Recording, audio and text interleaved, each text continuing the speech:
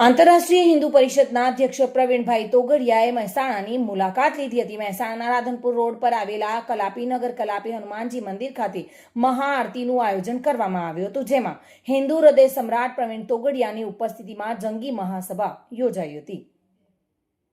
હિન્દુ હૃદય સમ્રાટ પ્રવીણભાઈ તોગડિયાએ કહ્યું હતું કે રામ મંદિર 8 કરોડ હિન્દુઓના પરસેવાથી બન્યું છે। દરેકે ₹1 યોગદાન આપ્યું છે। આ કાર્યક્રમમાં કાળદાસ બાપુએ પણ હિન્દુ દીકરા દીકરીઓને પાસે હથિયાર રાખવા અને જરૂર પડે ત્યારે તેનો ઉપયોગ કરવાનું પણ જાહેર મંચ પરથી કહ્યું હતું।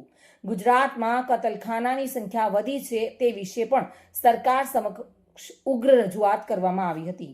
અનેક સાધુ સંતો તથા રાધનપુર રોડ પર રહેતા સામાજિક આગેવાનો, રાધનપુર રોડ પર રહેતી જાહેર જનતા મોટી સંખ્યામાં ઉપસ્થિત રહ્યા હતા। ભાવિન ભાવસાર સાથે bureau report, today Gujarati news.